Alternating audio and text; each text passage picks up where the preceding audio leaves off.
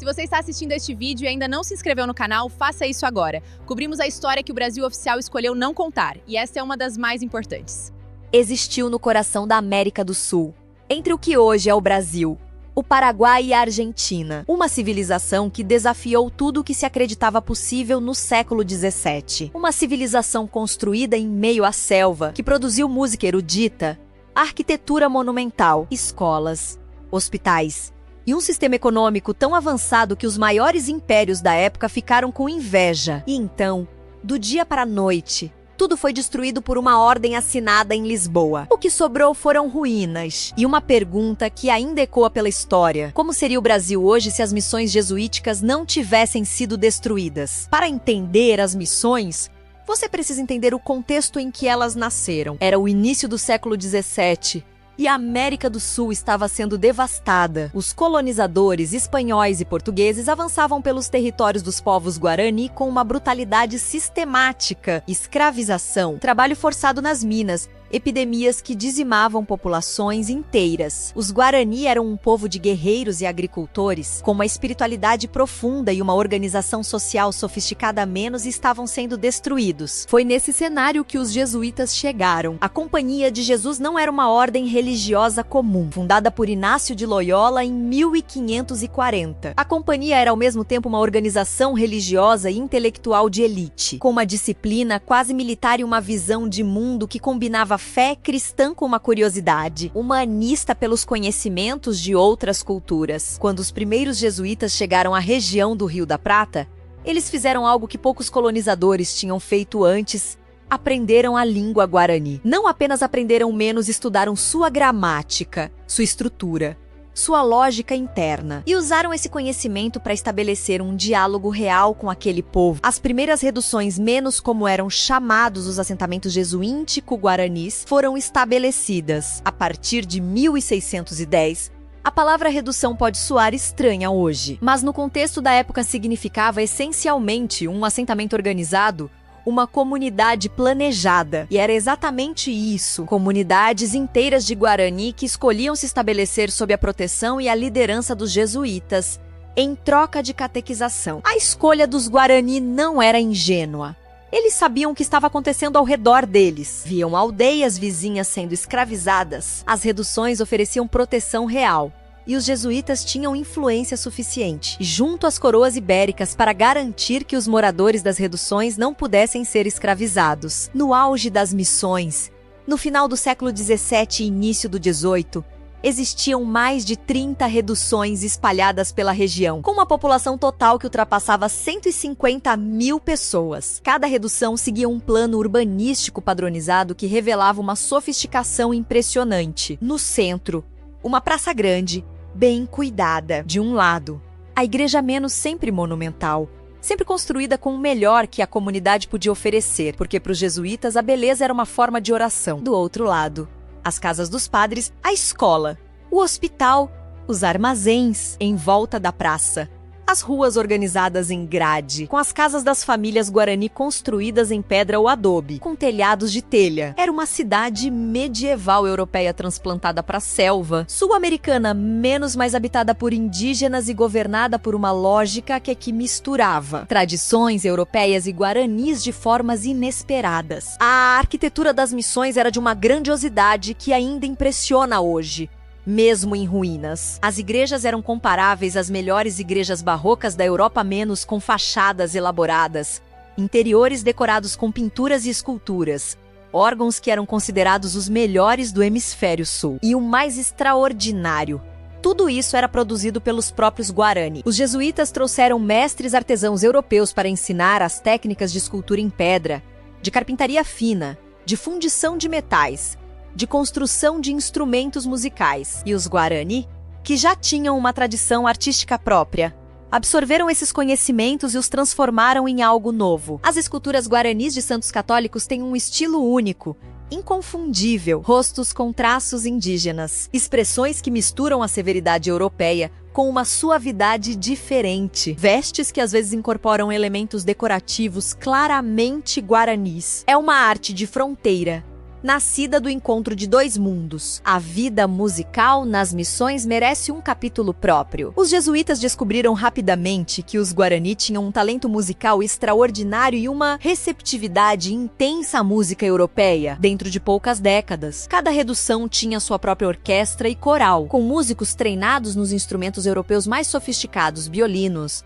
violas, violoncelos, trompas, trompetes, órgãos, cravos. Os jovens guaranis aprendiam a ler partituras e a compor suas próprias músicas. Composições jesuíticas foram adaptadas ao gosto guarani, e músicas de origem guarani foram rearranjadas para orquestra no estilo barroco europeu. O resultado era uma música que não era europeia nem guarani. Era algo completamente novo, uma síntese que deveria ter se tornado uma das grandes tradições musicais do mundo. Quando as missões foram destruídas, essa tradição musical desapareceu quase completamente. A economia das reduções funcionava segundo princípios que os séculos seguintes reconheceriam como socialistas, embora os jesuítas nunca tivessem usado esse termo. Toda a terra era propriedade coletiva da comunidade. Ninguém poderia acumular propriedade privada além dos bens pessoais mais básicos. O trabalho era organizado coletivamente, com cada família contribuindo com um número de dias de trabalho por semana para os projetos comunitários. O produto desse trabalho era armazenado em armazéns centrais e distribuído de acordo com as necessidades de cada família. Idosos, viúvas, órfãos e pessoas com deficiência eram sustentados pela comunidade sem humilhação nem distinção. Era um sistema que eliminava a miséria extrema e garantia um nível básico de dignidade para todos os moradores. Mas as reduções não eram apenas comunidades rurais de subsistência. Elas eram potências econômicas, regionais. A erva mate cultivada e processada nas reduções era o produto mais valorizado da região, e as reduções produziam erva mate de uma qualidade que nenhum produtor privado conseguia igualar, porque tinham a escala, a organização e o conhecimento técnico para isso. O couro, o algodão processado, as esculturas e objetos de arte, os instrumentos musicais. Tudo isso era exportado e gerava a riqueza que financiava a expansão e o aprimoramento das reduções. Os jesuítas eram, entre outras coisas, administradores econômicos excepcionalmente competentes. As reduções tinham também um sistema educacional que era considerado avançado mesmo pelos padrões europeus da época. Todas as crianças, meninos e meninas, aprendiam a ler e escrever em guarani e em espanhol. Aprendiam matemática, história, música, artes plásticas. Os mais talentosos iam para escolas avançadas onde aprendiam latim, filosofia e teologia. As reduções tinham tipografias próprias, que produziam livros em guarani, incluindo a primeira gramática sistemática da língua guarani, escrita pelos jesuítas. A taxa de alfabetização nas reduções era provavelmente mais alta do que em qualquer cidade europeia da época, com exceção talvez de algumas cidades italianas. A defesa das missões é outro capítulo fascinante. Os jesuítas criaram milícias guaranis que eram consideradas entre as forças militares mais eficientes da América do Sul colonial. Os soldados guaranis eram treinados em táticas militares europeias. Usavam armas de fogo, montavam a cavalo, mas também mantinham as técnicas de combate tradicionais guaranis, adaptadas para a guerra na selva. Essa combinação produziu guerreiros extraordinariamente versáteis. As milícias das reduções foram convocadas múltiplas vezes pelas coroas ibéricas para defender territórios coloniais contra ataques de piratas, de outras potências europeias e dos bandeirantes paulistas, que realizavam incursões regulares nas reduções para capturar os Guarani vê-los como escraviçados. A guerra contra os bandeirantes foi um dos episódios mais dramáticos da história das missões. Os bandeirantes paulistas, que já haviam destruído várias reduções no início do século XVII, eram uma ameaça constante. Eles atacavam com tropas numerosas e bem armadas, capturando milhares de Guarani que eram levados para São Paulo e vendidos. Os jesuítas, inicialmente pacifistas por princípio, perceberam que a sobrevivência das missões dependia da capacidade militar de se defender. Com a autorização relutante da coroa espanhola, armaram suas milícias guaranis e treinadas para a guerra. As batalhas que se seguiram foram épicas. Pequenas forças guaranis treinadas pelos jesuítas enfrentando e derrotando exércitos de bandeirantes muito maiores. Essas vitórias militares garantiram a sobrevivência das missões por mais um século. Mas o inimigo que acabou destruindo as missões não era militar. era político. Durante décadas, os jesuítas acumularam inimigos poderosos. Os colonizadores privados ressentiam o sucesso econômico das reduções e o fato de que os guarani das reduções não podiam ser escravizados. Os encomendeiros menos colonizadores, que tinham direito ao trabalho forçado de indígenas, viam nas reduções uma zona de exclusão que limitava seus lucros. Os comerciantes privados competiam com a eficiência econômica jesuítica e perdiam. E em Lisboa e Madrid, políticos iluministas começavam a ver a autonomia e o poder das reduções como uma ameaça ao controle das coroas sobre suas colônias. O Marquês de Pombal, ministro tadroso do rei português José I, foi o grande articulador da queda dos jesuítas. Pombal era um homem de sua época menos racionalista, centralizador, convicto de que o progresso requeria a eliminação de qualquer poder que competisse com o Estado. Para ele, a Companhia de Jesus era exatamente isso, um Estado dentro do Estado, com lealdades que ultrapassavam as fronteiras nacionais, com riquezas que escapavam ao controle da coroa, com influência que se estendia desde as cortes europeias até as selvas da América do Sul, a expulsão dos jesuítas. Para Pombal, era uma questão de poder. Em 1759, Portugal expulsou a Companhia de Jesus de todos os seus territórios. Em 1767, a Espanha fez o mesmo, de um dia para o outro. Mais de 30 comunidades que funcionavam há um século e meio foram abandonadas. Os padres foram embarcados em navios e deportados para a Europa. Os Guarani, que tinham construído aquela civilização com suas próprias mãos, foram deixados para trás, sem a proteção jesuítica. As reduções rapidamente se tornaram alvos. Colonizadores que haviam esperado décadas pela oportunidade aproveitaram o momento. O sistema econômico coletivo entrou em colapso sem a administração jesuítica. As populações se dispersaram. Em poucos anos, comunidades que tinham levado séculos para construir estavam em ruínas. O que sobrou das missões jesuíticas é hoje patrimônio mundial da humanidade pela Unesco.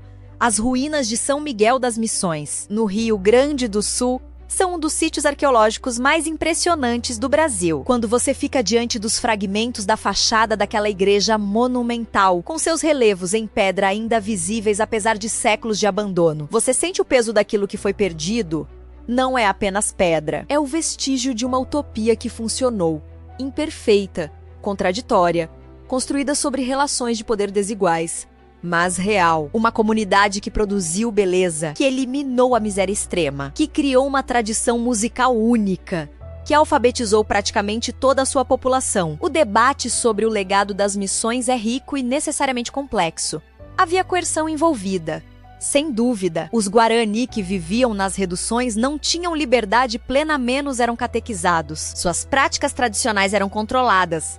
Sua mobilidade era limitada. A relação entre jesuítas e Guarani não era uma relação entre iguais. Era uma relação colonial, ainda que de um tipo diferente e geralmente menos brutal do que o colonialismo convencional. Idealizar as missões sem reconhecer essas contradições seria desonesto, mas demonizá-las como simples outro capítulo da colonização seria igualmente desonesto. A realidade é mais complexa e mais interessante do que qualquer narrativa simples. O que as missões demonstraram menos e o que ainda ressoa na história menos é que era possível construir algo diferente, que indígenas e europeus podiam criar juntos uma civilização que misturava o melhor dos dois mundos, que economia coletiva podia funcionar em escala, que a alfabetização universal não era uma utopia, que a música podia ser uma língua comum entre culturas radicalmente diferentes. Essas lições não são propriedade do passado, são questões abertas, perguntas que a história das missões faz para o presente. Quando você visitar as ruínas de São Miguel das Missões,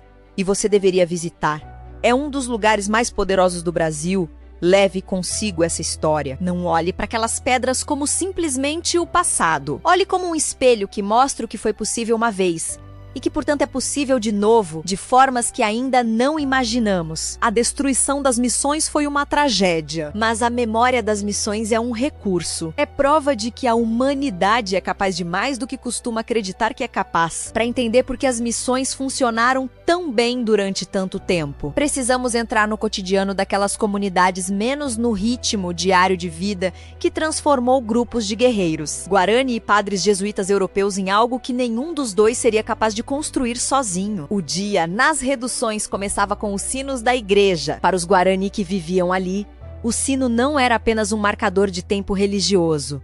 Tinha se tornado parte do ritmo natural da vida, como o canto dos pássaros ao amanhecer. As primeiras horas da manhã eram dedicadas à oração e ao estudo. Crianças seguiam para a escola, enquanto os adultos se organizavam para as atividades do dia, a roça, as oficinas, a construção, a manutenção das obras comunitárias. A escola era o coração intelectual de cada redução. Os jesuítas acreditavam profundamente no poder transformador da educação menos mais do que qualquer instituição colonial contemporânea, mais talvez do que a maioria das instituições do século XVII em qualquer lugar do mundo. E ensinavam não apenas doutrina religiosa, ensinavam a ler e escrever nas línguas guarani e espanhola. Ensinavam aritmética usando objetos concretos antes de símbolos abstratos, uma pedagogia que antecipava em séculos o que os educadores modernos descobririam. Ensinavam história, geografa, ciências naturais e ensinavam música com uma seriedade e uma profundidade que transformaram as reduções em centros musicais sem paralelo nas Américas. A relação dos jesuítas com a língua guarani foi um dos aspectos mais revolucionários de todo o projeto. Enquanto a maioria dos colonizadores europeus insistia que os indígenas deveriam aprender as línguas europeias, os jesuítas fizeram o oposto.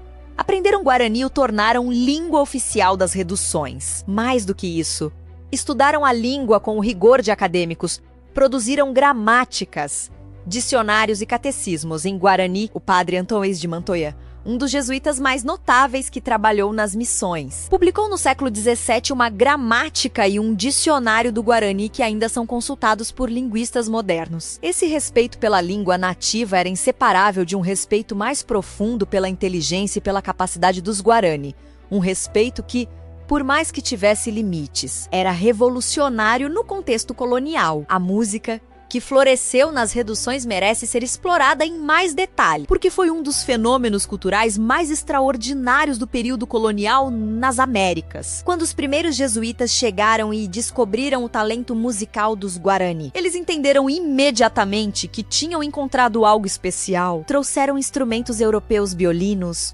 violas, violonceiros, contrabaixos, flautas, oboés, trompas, trompetes, timbales, órgãos. Estabeleceram escolas de música onde jovens Guarani aprendiam não apenas a tocar esses instrumentos, mas a ler partituras, a compor, a reger. Em poucas décadas, as orquestras das reduções eram consideradas as melhores da América do Sul e visitantes europeus que as ouviam ficavam atônitos com o nível técnico e expressivo dos músicos. Mas a música das missões não era simplesmente música europeia executada por indígenas. Era algo mais complexo e mais interessante. Os Guarani não eram músicos passivos que simplesmente reproduziam o que os jesuítas lhes ensinavam. Eram criadores ativos que transformaram o que aprenderam. As composições que surgiram das reduções, menos algumas das quais foram redescobertos em arquivos europeus no século XX, têm uma qualidade particular, algo que musicólogos descrevem como uma tensão criativa entre a estrutura harmônica europeia e uma sensibilidade melódica e rítmica diferente. É música de fronteira, nascida do encontro genuíno de dois mundos musicais. Quando ouvimos essas composições hoje,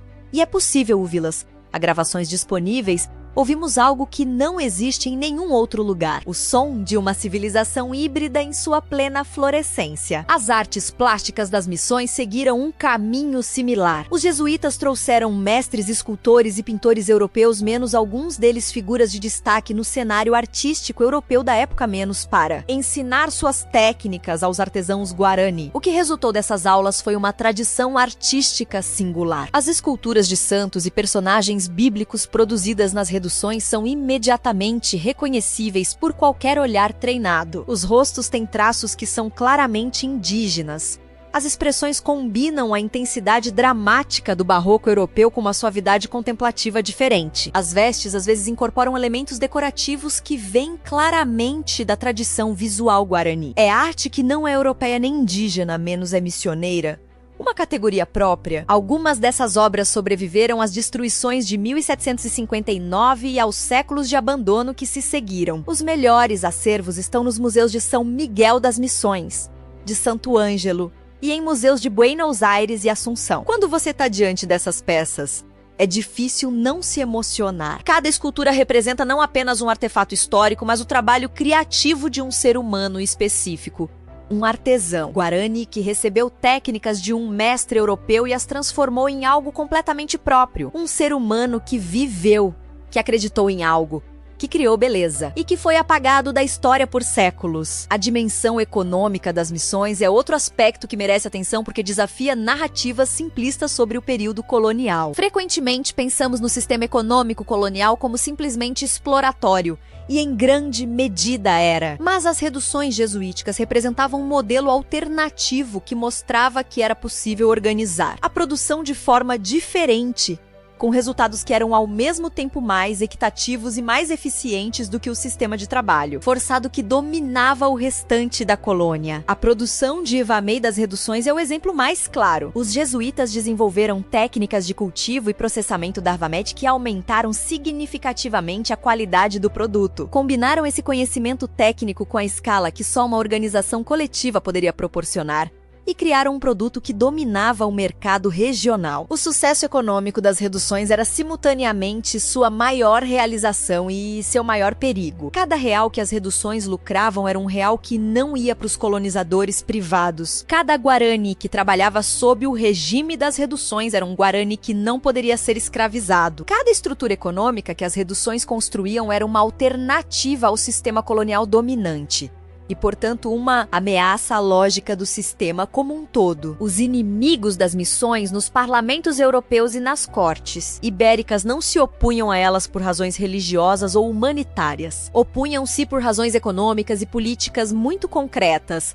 As missões eram concorrentes, e eram concorrentes que ganhavam. A expulsão dos jesuítas em 1759 e 1767 não foi um ato de reforma religiosa ou de esclarecimento iluminista. Foi um ato de poder econômico. O Marquês de Pombal, que arquitetou a expulsão em Portugal e a impulsionou também junto à coroa espanhola, tinha interesses muito concretos: liberar as terras e os mercados que os jesuítas controlavam para a exploração direta pela coroa e pelos colonizadores privados.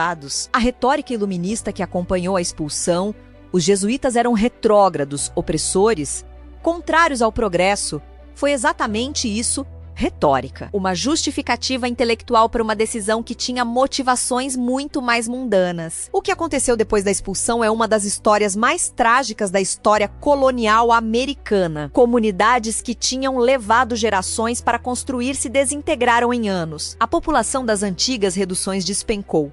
Em algumas, para menos de 1/10 do nível anterior à expulsão. As pessoas morreram de doenças, de fome, na escravidão para a qual foram vendidas pelos novos administradores nomeados pela coroa. As construções foram saqueadas por todos que tinham esperado décadas pela oportunidade. Os conhecimentos acumulados menos as técnicas agrícolas, as habilidades artesanais, a tradição musical, se dispersaram ou se perderam, mas a língua guarani sobreviveu. Esse é talvez o legado mais surpreendente de toda essa história. O Paraguai de hoje é o único país do mundo onde uma língua indígena menos o guarani é língua oficial e é falada pela maioria da população, independentemente de origem étnica. Isso não é acidente, é resultado direto do trabalho jesuíntico de reduzir o guarani à escrita, de criar uma tradição literária nessa língua, de torná-la língua de instrução, de governo, de religião. Quando os jesuítas foram expulsos, o guarani era já tão central na vida da região que nenhum poder colonial conseguiu erradicá-lo. A língua sobreviveu às reduções e sobrevive até hoje, como testemunho mais vivo de que aquele experimento civilizacional, por mais imperfeito que fosse, deixou marcas que nenhuma expulsão podia apagar. As ruínas de São Miguel das Missões, no Rio Grande do Sul, são hoje um dos mais poderosos sítios históricos do Brasil e um dos menos visitados.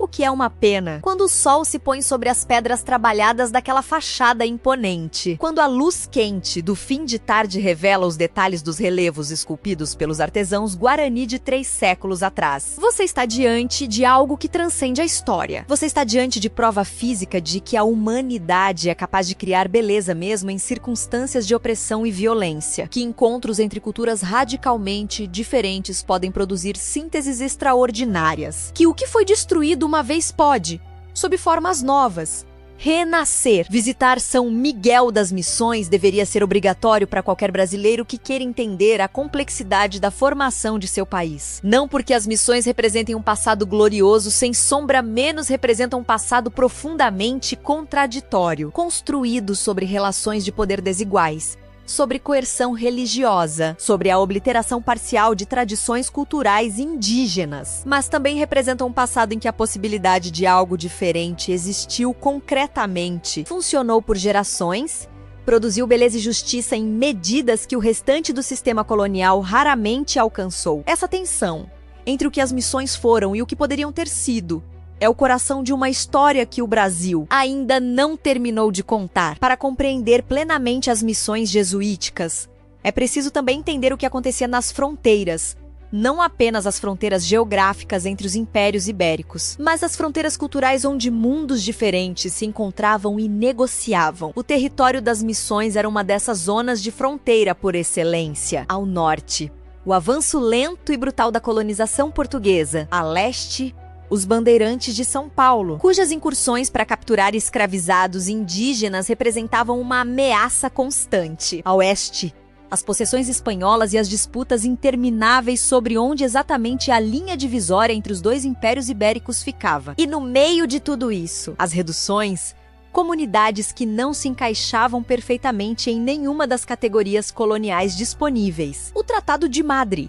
assinado em 1750 entre Portugal e Espanha, foi um dos eventos mais traumáticos da história das missões e antecipou em 9 anos a expulsão formal dos jesuítas. O tratado redesenhou as fronteiras coloniais na América do Sul e, como resultado, 7 das reduções jesuíticas que ficavam no território que seria cedido a Portugal precisariam ser abandonadas, com seus moradores sendo transferidos para outras reduções em território espanhol. Os Guarani que viviam nessas 7 reduções recusaram. Eles tinham construído aquelas comunidades. Seus ancestrais estavam enterrados naquele chão. Não iam embora por ordem de reis distantes que nunca tinham pisado naquelas terras. O que se seguiu ficou conhecido como a Guerra Guaranítica, menos um dos episódios mais dramáticos e menos conhecidos da história colonial americana. Entre 1754 e 1756. Os Guarani das 7 reduções resistiram militarmente à transferência forçada, enfrentando exércitos combinados de Portugal e Espanha. A resistência foi impressionante. Guerreiros que tinham sido treinados nas milícias jesuíticas usaram todo o seu conhecimento militar para defender seu território, mas a desproporção de forças era insuperável. Os exércitos ibéricos tinham artilharia pesada, cavalaria profissional, suprimentos regulares. Os Guarani tinham coragem, conhecimento do terreno e a convicção de que estavam lutando por algo que valia mais que a vida. A derrota veio. Inevitável. As 7 reduções foram destruídas ou abandonadas. Milhares de Guarani morreram na guerra ou nas doenças e deslocamentos que a seguiram. O episódio teve consequências que iam muito além do conflito específico. Convenceu as cortes ibéricas de que as missões representavam um perigo real para o poder colonial, que os Guarani armados e organizados pelos jesuítas eram capazes de desafiar os exércitos imperiais. Isso acelerou dramaticamente os planos de expulsão da Companhia de Jesus.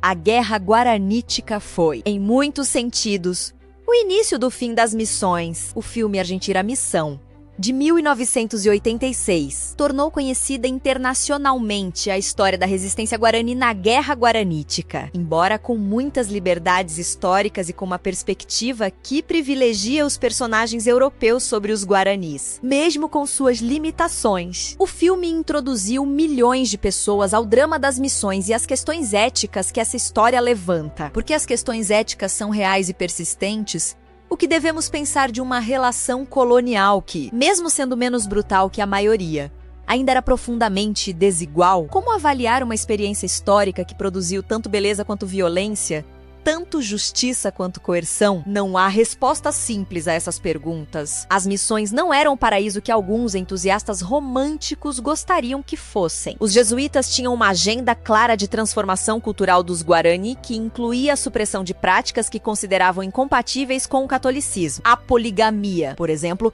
que era comum entre os chefes guaranis, foi proibida nas reduções.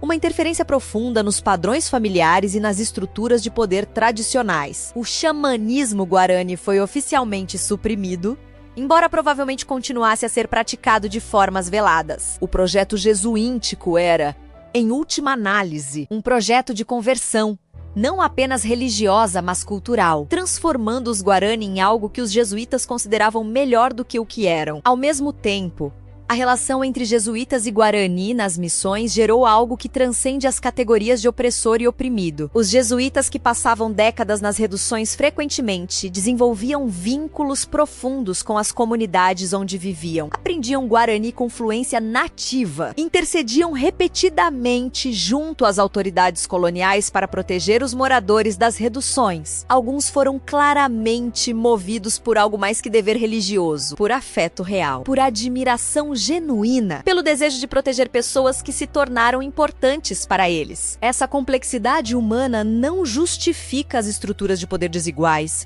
mas também não pode ser simplesmente descartada. Os Guarani, por sua vez, não foram passivos nessa relação. Eles escolheram entrar nas reduções, escolheram ficar, escolheram resistir quando o projeto foi ameaçado. Usaram os recursos que as missões ofereciam: menos educação, proteção militar, organização econômica, menos para fins que eram, em muitos aspectos, seus próprios fins. Preservaram elementos essenciais de sua cultura dentro do quadro formal das reduções. E quando as reduções foram destruídas, foram eles, não os jesuítas exilados na Europa menos, que ficaram para tentar preservar o que podiam do que havia sido construído.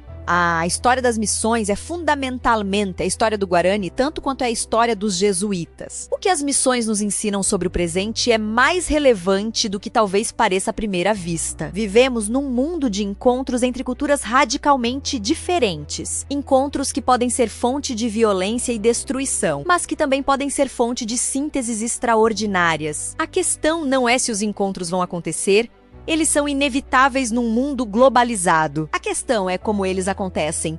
Com respeito ou com desprezo, com escuta ou com imposição, com abertura à possibilidade de ser transformado pelo encontro ou com a certeza arrogante de que uma cultura tem mais a ensinar do que a aprender. As missões aconteceram num contexto de colonialismo e poder desigual que tornou o verdadeiro respeito mútuo impossível. Mas dentro desse contexto impossível, jesuítas e Guarani encontraram formas de criar juntos menos música, arte, arquitetura, instituições que nenhum dos dois teria criado sozinho. Esse feito, por mais imperfeito que seja, merece ser lembrado, não como modelo a ser imitado, mas como evidência de uma possibilidade humana que sempre existe, mesmo nas circunstâncias mais desfavoráveis. Quando você visitar as ruínas de São Miguel das Missões, e eu espero que você visite, porque é uma experiência que não tem substituto. Leve consigo todas essas histórias. A história dos jesuítas que aprenderam Guarani e a transformaram em língua escrita. A história dos artesãos Guarani que aprenderam a esculpir pedra e criaram uma arte que não existia em nenhum outro lugar. A história dos músicos que tocavam boque numa redução no coração da América do Sul 3 séculos atrás. A história dos guerreiros que lutaram e morreram pela terra onde seus ancestrais estavam enterrados. Todas essas histórias cabem naquelas pedras. E quando você as souber, vai ouvi-las nas ruínas.